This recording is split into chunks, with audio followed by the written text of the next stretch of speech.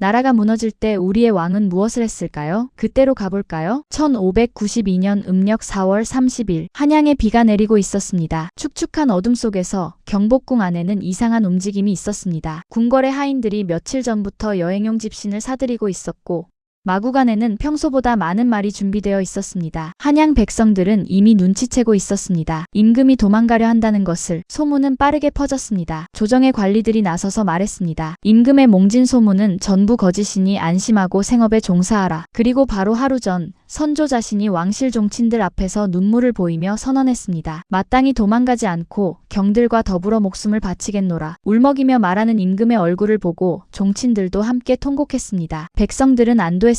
그래도 임금은 우리를 버리지 않는구나. 그런데 그 선언이 있은 지 정확히 12시간 뒤 새벽 어둠 속에서 어영대장 윤두수가 끄는 가마 한 채가 경복궁을 빠져나갔습니다. 가마 안에 선조가 있었습니다. 비가 가마 지붕을 두드리고 있었습니다. 한양에 25만 백성을 두고 왕이 떠나는 순간이었습니다. 303년 뒤 1896년 2월 11일 역시 새벽 경복궁 영추문 앞에 궁녀들이 타는 가마 두 채가 서 있습니다. 평범한 궁녀의 이동처럼 보였습니다. 일본군 경비병이 가마를 훑어보았지만 특별한 점은 없었습니다. 매일 궁녀들의 가마가 드나드는 것을 보아왔기 때문입니다. 가마 안에는 궁녀가 아니라 대한제국의 황제 고종과 왕세자가 몸을 최대한 웅크린 채 숨어 있었습니다. 이 탈출을 위해 며칠 전부터 궁녀 한 명이 일부러 같은 시간에 같은 가마를 타고 영추문을 드나들며 경비병의 눈을 익숙하게 만들어 놓았습니다. 가마가 영추문을 빠져나가는 순간 고종의 심장은 얼마나 빨리 뛰었을까요? 4개월 전 바로 이 궁궐 안에서 아내가 칼에 찔려 죽었습니다. 시신은 불태워졌습니다. 그 뒤로 이 궁궐은 고종에게 감옥이었습니다. 밖으로 나갈 수 없었습니다. 전화를 걸 수도 편지를 보낼 수도 없었습니다. 밤마다 전등을 켜놓아도 잠들 수 없는 나날이었습니다. 그 감옥에서 탈출하는 방법이 궁녀 행세를 하며 가마에 숨는 것이었습니다. 한나라의 왕이여, 곧 황제를 자처할 사람이. 가마가 정동 언덕의 러시아 공사관에 도착했을 때 고종은 가마에서 내렸습니다. 자기 나라의 궁궐이 아닌 외국의 건물 앞에 선 왕. 그 얼굴에는 어떤 표정이 떠올랐을까요? 안도였을까요? 수치였을까요?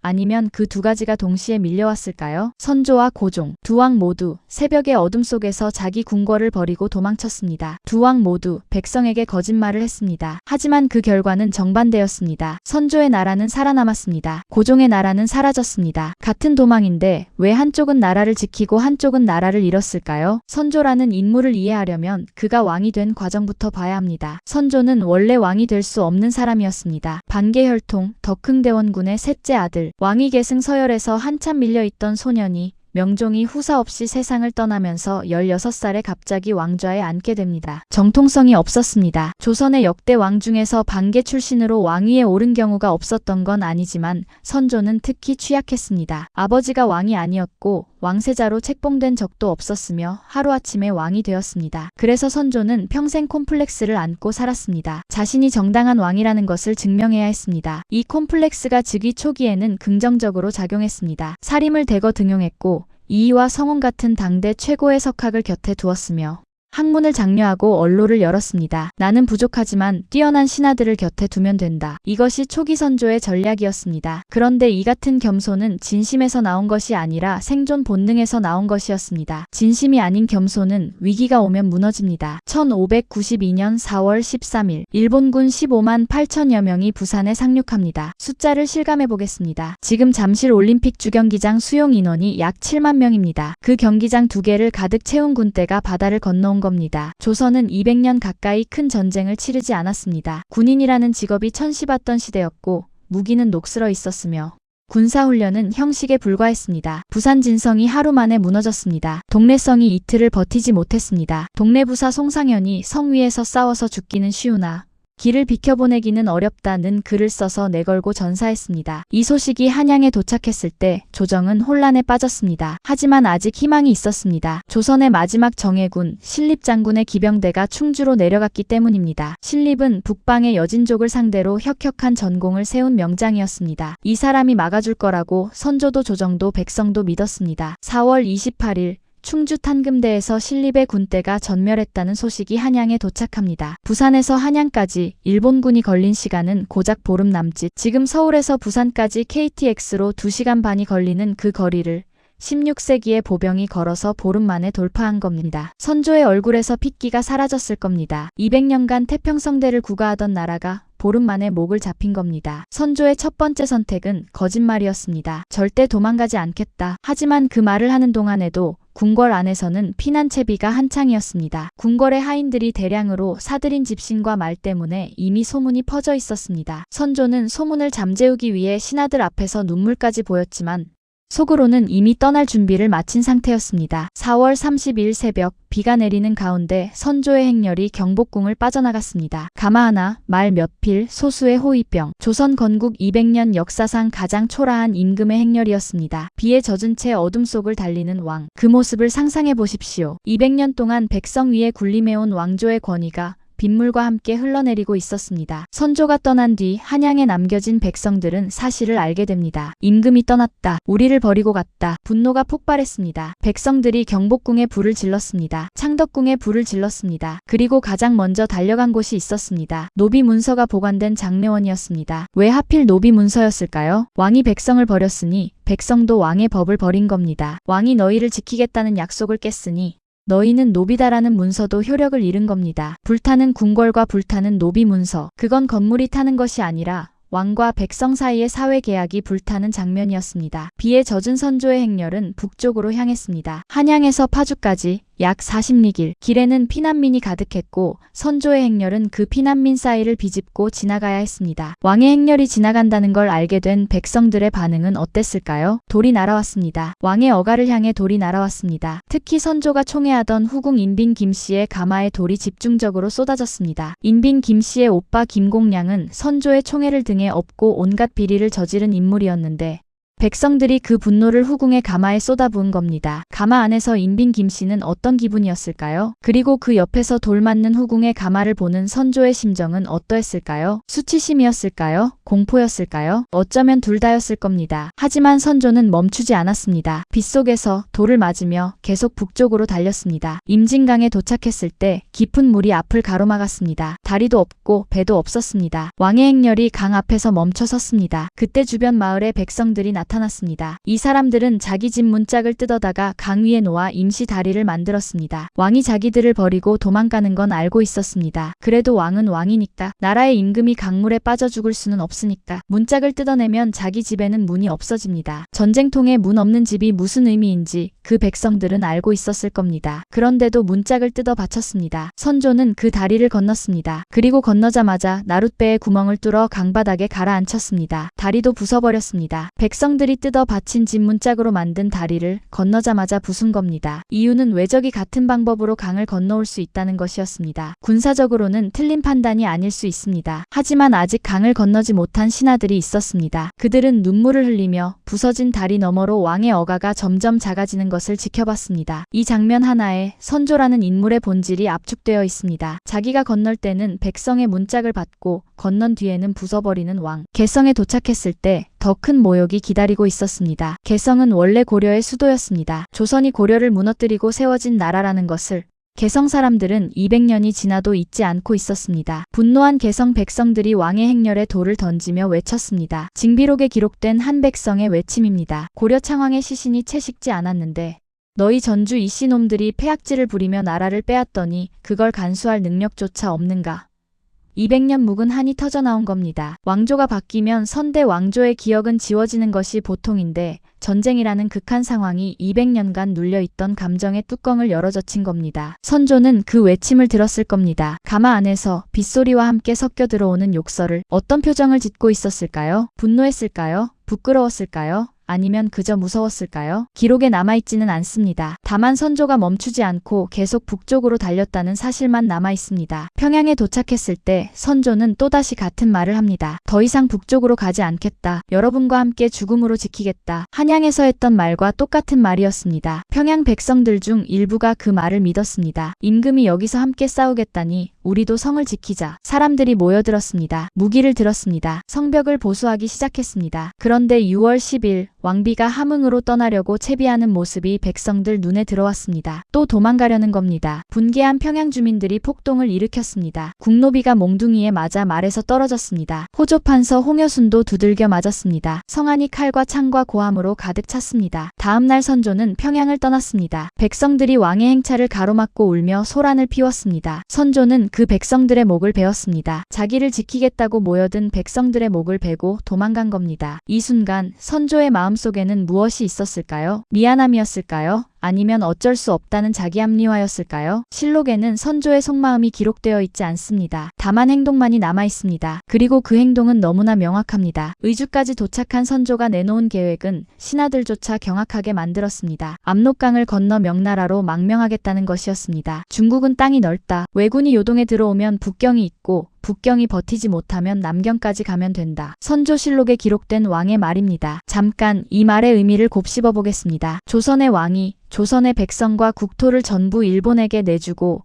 자기 혼자 중국 남경까지 도망가겠다는 계획입니다. 그것도 가능한 한 먼 곳까지. 류성룡이 간곡하게 사실상 협박에 가깝게 만류했습니다. 전하, 국경을 넘는 순간 전하는 더 이상 왕이 아닙니다. 나라 잃은 임금이 됩니다. 선조의 답이 실록에 남아 있습니다. 명이 받아주지 않더라도 기필코 압록강을 건널 것이다. 이 말을 들은 사관 4명, 조존세와 김선여, 임취정과 박정현이 사초를 불태우고 도망가 버렸습니다. 역사를 기록하는 사람이 기록을 포기한 겁니다. 더 이상 기록할 가치가 있는 왕이 아니라고 판단한 것일까요? 아니면 이 수치스러운 장면을 후세에 남기고 싶지 않았던 것일까요? 어느 쪽이든 사관이 붓을 놓은 순간은 조선 역사에서 전례 없는 일이었습니다. 결국 명나라가 선조의 망명을 거부합니다. 수행원 100명으로 제한하고 여진족이 출몰하는 변방의 폐가에 수용하겠다는 통보, 오지 말라는 뜻이었습니다. 선조의 꿈은 좌절되었습니다. 여기까지만 보면 선조는 역사상 최악의 왕 중 하나입니다. 거짓말을 반복하고 백성을 버리고 다리를 부수고 목을 베고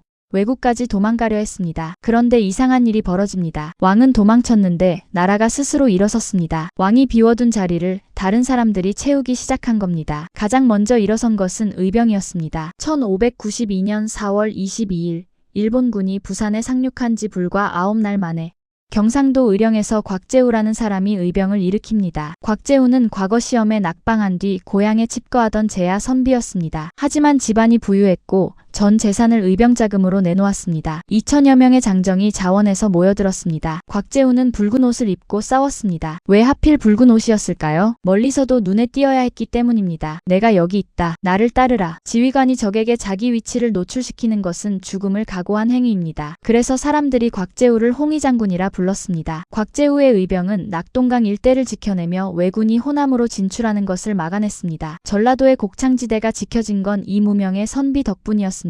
전라도에서는 고경명이 일어났습니다. 고경명은 아들 고종우와 함께 의병을 이끌었습니다. 아버지와 아들이 나란히 전장에 나선 겁니다. 충청도 금산 전투에서 아버지 고경명이 전사합니다. 아들 고종우는 아버지의 시신을 수습하러 다시 금산으로 갔다가 그도 전사합니다. 아버지를 잃은 아들이 아버지의 시신을 찾으러 가다가 같은 전장에서 죽은 겁니다. 충청도 옥천에서는 조원이 승려 영규와 함께 칼을 들었습니다. 유학자와 승려가 함께 싸운 겁니다. 평소 같으면 상상할 수 없는 조합이었습니다. 유교 국가 조선에서 승려는 천민 취급을 받던 시대였습니다. 하지만 나라가 무너지는 순간 신분의 벽이 무너졌습니다. 이 사람들은 왕의 명령을 받지 않았습니다. 왕이 도망친 뒤에 스스로 싸우기로 결정한 민간인들이었습니다. 왕은 백성을 버렸지만 백성은 나라를 버리지 않았습니다. 그리고 바다에서는 이순신이 있었습니다. 이순신을 전라좌수사에 앉힌 사람이 누구였는지 아십니까? 선조였습니다. 전쟁이 터지기 약 1년 2개월 전 1591년의 일입니다. 정읍 현감이라는 말단 직책에 있던 이순신을 7계급이나 특진시켜 전라좌수사에 앉혔습니다. 한 번에 7계급 특진. 지금으로 치면 중소도시의 과장급 공무원을 단번에 해군 참모 총장으로 올린 것과 비슷합니다. 당연히 반발이 있었습니다. 이게 무슨 인사냐? 아직 검증도 안 된 사람을. 하지만 선조는 밀어붙였습니다. 전쟁이 터지고 육지의 모든 방어선이 무너진 뒤에도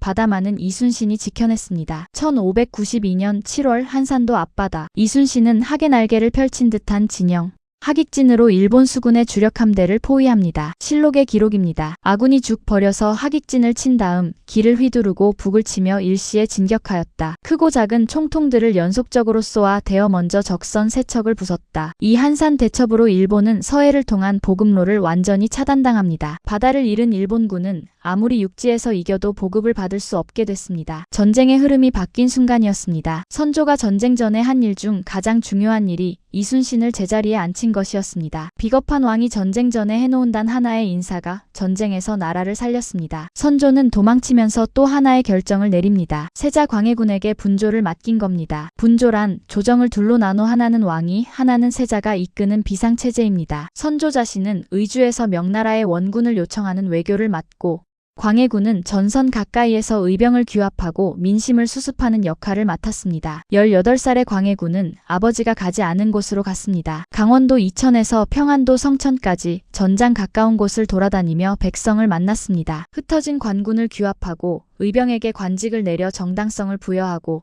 떠도는 백성들에게 조정이 아직 살아있다는 것을 보여줬습니다. 왕은 도망쳤지만 왕의 대리인은 백성 곁에 남은 겁니다. 이것이 결정적이었습니다. 만약 선조가 광해군까지 데리고 도망쳤다면 조선에는 구심점이 완전히 사라졌을 겁니다. 하지만 광해군이 전장 근처에서 돌아다님으로써 왕조의 정통성이 살아있다는 상징이 유지되었고 의병과 관군을 하나로 묶을 수 있었습니다. 그리고 선조는 비겁하긴 했지만 외교라는 측면에서는 결정적인 한 수를 뒀습니다. 의주에서 명나라의 사신을 보내 원군을 끌어낸 겁니다. 이여송이 이끄는 명군 4만이 참전하면서 1593년 1월 평양성이 탈환됩니다. 도망친 왕이 도망간 곳에서 원군을 불러온 겁니다. 비겁함과 외교적 성공이 같은 사람의 같은 행동에서 나왔습니다. 이 역설을 어떻게 평가해야 할까요? 하지만 전쟁이 끝난 뒤 선조의 본성이 다시 드러납니다. 전쟁을 승리로 이끈 영웅들에 대한 선조의 태도는 질투와 견제였습니다. 가장 대표적인 인물이 이순신입니다. 전쟁 중에 백성들 사이에서 이순신의 명성이 높아지자 선조는 불편해하기 시작했습니다. 왕이 도망칠 때 바다를 지킨 장군, 백성들은 선조가 아니라 이순신을 진짜 영웅으로 여겼습니다. 1597년 일본의 이중 간첩이 흘린 거짓 정보를 빌미로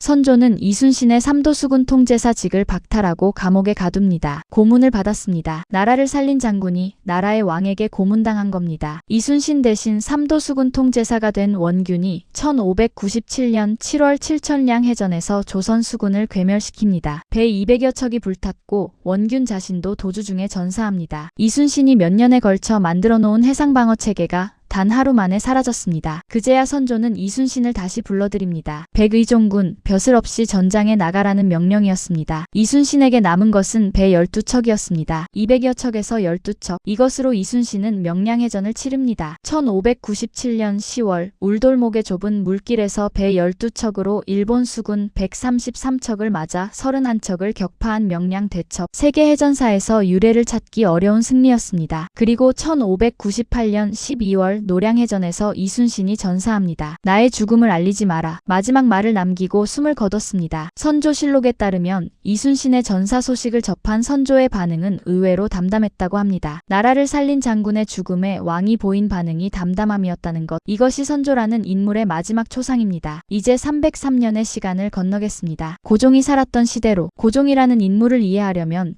이 사람이 평생 느꼈을 공포의 질감부터 이해해야 합니다. 고종은 밤이 무서운 왕이었습니다. 1882년 이모군란, 군인들이 궁궐에 들이닥쳐 왕비를 죽이려 했습니다. 왕비민 씨는 궁녀 복장으로 갈아입고 가마꾼의 등에 업혀 겨우 궁궐을 빠져나갔습니다. 죽었다고 소문이 돌았고 장례 준비까지 되었다가 살아서 돌아왔습니다. 1884년 갑신정변, 우정국 준공 축하연이 열리던 밤 총소리와 비명이 울렸습니다. 개화당 인사들이 궁궐에 난입해 대신들을 죽이고 고종을 이리저리 끌고 다녔습니다. 불과 3일 만에 진압됐지만 고종은 그 3일 동안 자기 생사가 남의 손에 달려있다는 걸 온몸으로 느꼈습니다. 그래서 1887년 고종은 경복궁에 전등을 설치합니다. 조선에서 가장 먼저 전기불이 들어온 곳이 궁궐이었습니다. 매천야록에 이렇게 기록되어 있습니다. 한밤중에 난이 많이 일어났으므로 전등을 설치하여 새벽까지 불을 밝혔다. 조선 최초의 전기 도입이 문명의 진보에서 비롯된 것이 아니라 왕의 공포에서 비롯된 겁니다. 어둠이 무서운 왕, 밤이 되면 누군가 칼을 들고 들어올 것만 같은 왕, 그래서 새벽까지 불을 끄지 못하는 왕. 1895년 10월 8일 새벽, 고종의 공포가 현실이 되는 날이 옵니다. 을미사변, 이른 새벽, 아직 어둠이 완전히 거치지 않은 시각이었습니다. 일본 군경과 낭인 수십 명이 경복궁 건천궁에 난입했습니다. 러시아인 건축기사 사바틴이 당시 궁궐 안에 있었는데 그가 목격한 장면은 이러했습니다. 일본인들이 궁궐 안을 뒤지며 왕비를 찾았습니다. 궁녀들이 필사적으로 가로막으며 내가 왕비다라고 외쳤습니다. 하지만 소용없었습니다. 명성황후는 건천궁 오코루에 있었습니다. 칼이 들어왔습니다. 조선의 국모가 자기 나라의 궁궐 안에서 외국인의 칼에 찔려 죽었습니다. 시신은 궁궐 뜰에서 불태워졌습니다. 고종은 이 모든 일이 벌어지는 동안 궁궐 안다른 건물에 있었습니다. 비명소리를 들었을 수도 있습니다. 연기 냄새를 맡았을 수도 있습니다. 하지만 아무것도 할 수 없었습니다. 이 사건 이후 고종의 삶은 완전히 바뀝니다. 궁궐을 경비하는 병력은 친일 정부의 통제 아래 있었고 일본군은 궁궐 바로 앞 3군부 건물에 주둔하며 고종을 감시했습니다. 아내가 살해된 궁궐에 그 살해범의 동료들에게 둘러싸여 감금 상태로 사는 왕. 매일 밤 전등을 켜놓아도 잠들 수 없었을 겁니다. 전등빛 아래에서 뒤척이며 언제 칼이 자기에게까지 올지 두려워하는 왕. 이 공포가 아관파천의 직접적인 원인이었습니다. 1896년 2월 11일 새벽, 궁녀 가마에 숨어 러시아 공사관으로 도망친 고종. 공사관에 도착한 고종이 가장 먼저 한 일은 친일 내각 전원을 파면하는 명령을 내린 것이었습니다. 러시아 공사관의 전보시설을 이용해 전국에 명령을 보냈습니다. 총리 대신 김홍집과 농상공 대신 정병환은 도망가다가 성난 백성들에게 길에서 맞아 죽었습니다. 고종은 러시아 공사관에서 1년을 지냈습니다. 외국 공사관에서 1년, 한 나라의 왕이 외국 건물에서 1년 동안 국정을 운영한 겁니다. 이 기간 동안 고종은 러시아의 광산 채굴권, 삼림 체벌권, 철도 부설권의 일부를 넘겼습니다. 보호의 대가였습니다. 왕 한 사람의 안전을 위해 나라의 자원이 외국으로 흘러나간 겁니다. 여기서 선조와 비교해 보겠습니다. 선조도 명나라에 원군을 요청했습니다. 하지만 선조는 자기 나라 영토 안에서 도망쳤습니다. 한양에서 의주까지 멀리 갔지만 조선 땅을 밟고 있었습니다. 고종은 자기 나라 안에서 도망칠 곳이 없었습니다. 도망의 종착지가 외국 영토였다는 것. 이 차이가 두 시대의 격차를 보여줍니다. 선조의 시대에는 나라가 약해도 영토가 있었습니다. 도망갈 수 있는 땅이 있었고 그 땅 위에서 의병이 일어나고 장군이 싸울 수 있었습니다. 고종의 시대에는 나라의 주권 자체가 흔들리고 있었습니다. 궁궐 안에서도 안전하지 않은 왕에게 의병을 일으킬 땅은 남아있지 않았습니다. 1897년 2월 20일 고종이 러시아 공사관을 떠나 경운궁으로 돌아옵니다. 그리고 그해 10월 대한제국을 선포합니다. 왕에서 황제로, 조선에서 대한제국으로, 환구단에서 황제 즉위식을 올리고 연호를 광무로 정합니다. 겉으로 보면 격이 올라간 것 같습니다. 하지만 속을 들여다보면 이건 빈 껍데기의 격상이었습니다. 대한국 국제 제2조가 이렇게 명시합니다. 대한제국의 정치는 만세불변의 전제 정치이다. 모든 권한이 황제 한 사람에게 집중된다는 뜻입니다. 궁녀 가마에 숨어 도망쳐야 했던 사람이 전제군주를 선언한 겁니다. 모든 걸 쥐려 한 손이 아무것도 쥘 힘이 없었던 손이었습니다. 선조의 조선과 비교하면 이 차이가 더 선명해집니다. 선조는 도망치면서 권한을 나눴습니다. 광해군에게 분조를 맡기고 이순신에게 바다를 맡기고 명나라에게 원군을 요청했습니다. 자기가 못하는 일을 남에게 맡긴 겁니다. 나는 무능하다는 사실을 인정한 것이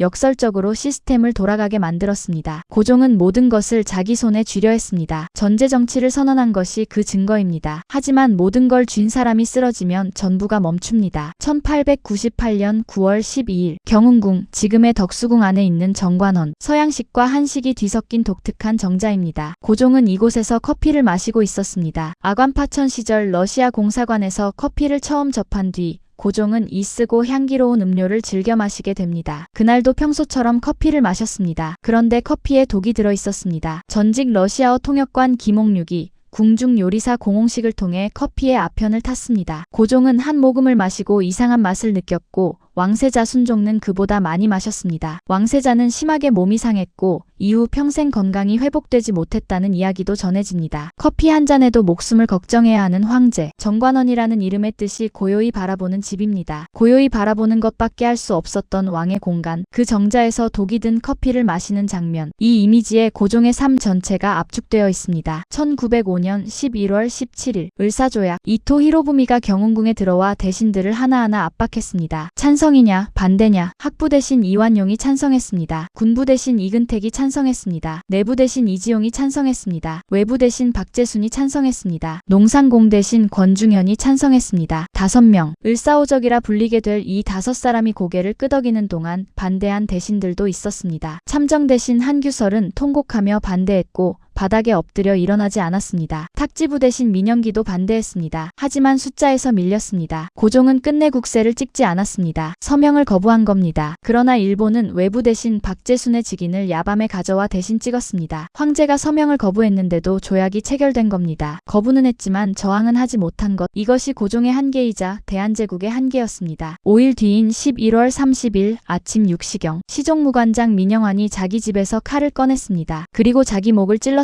한 번에 죽지 않았습니다. 두 번째로 칼을 찔렀습니다. 민영환이 죽기 전에 남긴 유서가 대한매일신보에 실렸습니다. 나 민영환은 다만 한 번 죽음으로써 황은에 보답하고 그리하여 우리 2천만 동포 형제에게 사죄하려 하노라. 나는 죽되 죽지 아니하고 저승에서라도 제군들을 돕기를 기약하니 바라건대 우리 동포 형제들은 10,000,000배 분발하고 힘을 써서 우리의 자유 독립을 회복한다면 죽은 자가 마땅히 저 어두운 저 세상에서 기뻐 웃을 것이다. 조금도 실망하지 말지어다. 이 유서를 읽은 사람들이 길에서 통곡했습니다. 민영환의 장례식에서 상역군들이 부른 노래를 듣고 모인 사람들 전체가 울었다는 기록이 남아 있습니다. 19세 소년 장지영은 그날의 통곡에 감흥해 인생의 전환점을 맞았다고 훗날 회고합니다. 민영환의 자결 이후 전 좌의정 조병세, 전 대사원 송병선, 전 참판 홍만식, 학부 주사 이상철 등이 연이어 자결합니다. 을사조약에 항의하며 목숨을 끊은 사람이 한 명이 아니었던 겁니다. 고종은 이 소식을 어떻게 들었을까요? 자기를 위해 죽는 신하들의 소식을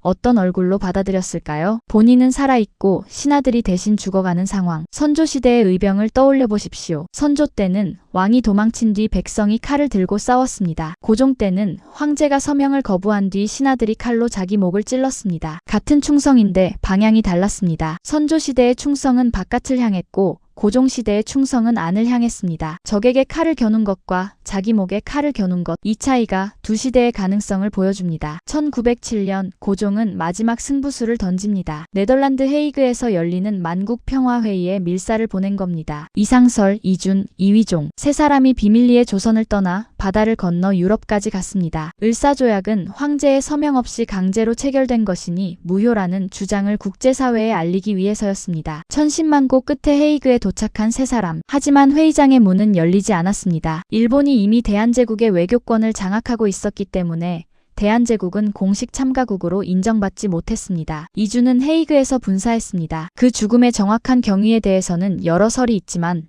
분명한 건 그가 조국으로 돌아오지 못했다는 것입니다. 멀고 먼 유럽의 낯선 도시에서 나라를 살리겠다는 일념으로 바다를 건넜지만 문 앞에서 막힌 채 죽어간 사람. 고종의 밀사 파견은 오히려 일본에게 빌미를 줬습니다. 황제가 은밀히 외교 활동을 했다는 구실로 일본은 고종의 퇴위를 밀어붙입니다. 1907년 7월 19일 고종이 왕좌에서 내려왔습니다. 자발적인 퇴위가 아니었습니다. 일본이 끌어내린 겁니다. 이 소식을 들은 시위혼성 여단의 대대장 박승환 참령이 자결했습니다. 군인으로서 나라를 지키지 못한 죄를 죽음으로 사죄한다. 박승환의 죽음에 분노한 군인들이 일본군과 교전을 벌였습니다. 서울 시내에서 총소리가 울렸습니다. 하지만 며칠 만에 진압됐고 대한제국의 군대는 강제로 해산됩니다. 해산된 군인들 중 일부가 의병에 합류하면서 정미의병이 일어나지만 이미 대세는 기울어진 뒤였습니다. 선조의 전쟁 후를 떠올려 보겠습니다. 선조 시대에도 전쟁이 끝난 뒤 추악한 일이 벌어졌습니다. 선조는 이순신을 질투했고 광해군의 분조 활동이 자신의 권위를 위협한다고 느꼈습니다. 전쟁 중에 왕 대신 세자가 나라를 구했다는 민심이 선조의 자존심을 찔렀고 전쟁 이후 선조는 광해군을 견제하며 끝까지 왕위를 넘기지 않으려 했습니다. 하지만 중요한 건 선조가 아무리 비열해도 나라 자체는 살아남았다는 겁니다. 이순신이 바다를 지켜냈고 의병이 육지를 지켜냈고 광해군이 민심을 수습했기 때문입니다. 왕이 최악이어도 왕 이외의 시스템이 작동하면 나라는 버틸 수 있습니다. 고종의 대한제국에는 그런 시스템이 없었습니다. 모든 것이 황제 한 사람에게 달려 있었습니다. 군대는 일본의 통제를 받고 있었고 외교권은 빼앗겼으며 재정은 외국 차관에 의존하고 있었습니다. 황제가 무력화되면 나라 전체가 멈추는 구조. 그리고 그 황제가 무력화되었습니다. 1910년 8월 29일 한일병합, 나라가 사라졌습니다. 대한제국이라는 이름이 역사에서 지워졌습니다. 고종은 이후 덕수궁에 유폐되다시피 살았습니다. 이태왕이라는 호칭으로 격하되었습니다. 황제에서 이태왕으로, 그 이름의 격하가 나라의 격하를 그대로 보여줍니다. 1919년 1월 21일 새벽 덕수궁 함령전에서 고종이 세상을 떠납니다. 공식 사인은 뇌일혈이었습니다. 하지만 독살설이 즉시 퍼졌습니다. 평소 건강하던 고종이 갑자기 사망했다는 점, 시신의 이가 검계변에 있었다는 증언, 사망 직후 일제가 장례를 서둘러 진행했다는 정황, 독살이 사실인지 아닌지는 지금까지도 확정되지 않았습니다. 하지만 당시 백성들은 독살이라고 믿었습니다. 그 믿음이 2달 뒤 일어난 31운동의 도화선이 됩니다. 고종의 국장일인 3월 3일을 앞두고 전국에서 사람들이 서울로 모여들었습니다. 그리고 3월 1일 탑골공원에서 독립선언서가 낭독됩니다. 살아서 나라를 지키지 못한 왕의 죽음이 백성의 분노에 불을 붙인 겁니다. 죽어서야 나라를 움직인 왕. 이것이 고종의 마지막 역할이었습니다. 이제 두 왕의 도망을 나란히 놓겠습니다. 선조의 파천. 1592년 방향은 한양에서 의주로, 자기 나라 영토 아니었습니다. 도망치면서 남긴 것이 있었습니다. 광해군에게 분조를, 이순신에게 바다를, 의병들에게 자발적 전투의 여지를, 왕이 사라진 뒤에도 돌아가는 시스템이 있었습니다. 결과 7년 전쟁 끝에 조선이 살아남았습니다. 고종의 파천. 1896년 방향은 경복궁에서 러시아 공사관으로 외국의 영토였습니다. 도망치면서 남긴 것이 있었습니다. 친일 내각 해체라는 단기 성과. 하지만 러시아의 이권을 양도, 황제 한 사람이 빠지면 전체가 멈추는 구조였습니다. 결과 14년 뒤 나라가 사라졌습니다. 선조가 고종보다 나은 왕이었다는 뜻이 아닙니다. 개인의 인품으로만 따지면 둘 다 비겁했습니다. 선조는 거짓말을 반복하고 다리를 부수고 백성의 목을 베었습니다. 고종은 궁녀 가마에 숨어 도망치고 외국의 이권을 넘기고 권한을 움켜쥔 채 놓지 못했습니다. 하지만 선조가 무능을 인정하고 권한을 분산시킨 것과 고종이 전제 정치를 선언하며 권한을 집중시킨 것, 이 차이가 결과를 갈랐습니다. 선조는 도망치면서 사람을 남겼고 고종은 도망치면서 자기만 챙겼습니다. 물론 시대적 맥락이 다릅니다. 16세기와 19세기 말은 국제 질서 자체가 다른 세계였습니다. 임진왜란 때 일본은 조선을 통째로 삼키려 한 것이 아니라 명나라로 가는 길을 빌려달라는 명분이었고, 명나라라는 거대한 우군이 존재했습니다. 19세기 말에 일본은 서양식 근대군 때를 갖추고 제국주의 열강의 일원으로 조선을 식민지화하려 했으며 어떤 나라도 조선을 진심으로 도와주지 않았습니다. 고종이 선조와 똑같이 행동했어도 나라를 살릴 수 있었을까? 라고 묻는다면 솔직히 장담할 수 없습니다. 하지만 한 가지는 분명합니다. 위기에서 리더가 해야 할 일은 자기가 살아남는 것이 아니라 자기 없이도 돌아가는 구조를 남기는 것이라는 겁니다. 선조는 의도했든 아니든 그것을 했습니다. 고종은 원했든 아니든 그것을 하지 못했습니다. 지금 서울 광화문 광장에 가면 이순신 장군의 동상이 서 있습니다. 그 뒤에 경복궁이 보입니다. 1592년 백성들이 불태운 궁궐입니다. 왕이 버리고 떠난 궁궐을 후세가 다시 세웠습니다. 지금 서울 정동에 가면 덕수궁이 있습니다. 돌담길을 따라 걸으면 정관원이 나옵니다. 커피를 마시던 황제의 정자, 고요히 바라보는 집이라는 이름의 공간, 조금 더 걸으면 구 러시아 공사관의 잔해가 보입니다. 탑만 남은 건물, 120여 년 전 한나라의 왕이 궁녀 가마에 숨어서 도망쳐간 곳입니다. 광화문의 이순신 동상과 정동의 러시아 공사관 탑, 이 두 장소 사이의 거리는 직선으로 약 1km입니다. 1km 안에 나라가 살아남은 도망과 나라가 사라진 도망의 흔적이 함께 놓여 있는 겁니다. 여러분이 속한 조직을 한번 떠올려 보십시오. 리더가 사라졌을 때 그 조직은 돌아갈 수 있습니까? 아니면 한 사람이 빠지면 전부 멈추는 구조입니까? 선조와 고종이 남긴 교훈은 역사 교과서 속 이야기가 아닐 수 있습니다. 도망은 누구나 칩니다. 위기 앞에서 겁을 먹는 건 인간의 본능입니다. 문제는 도망친 뒤에 무엇을 남기느냐입니다. 사람을 남기느냐, 자기만 남기느냐, 시스템을 남기느냐, 빈자리를 남기느냐, 그 선택이 도망의 결과를 바꿉니다. 다음 이야기에서는 조선의 또 다른 두 얼굴을 만나보겠습니다. 한 사람은 나라를 세웠고 한 사람은 나라를 바꾸려 했습니다. 둘 다 혁명을 꿈꿨지만 하나는 왕조를 열었고 하나는 왕조에 짓눌렸습니다. 그 갈림길이 궁금하시다면 다음 영상에서 만나겠습니다.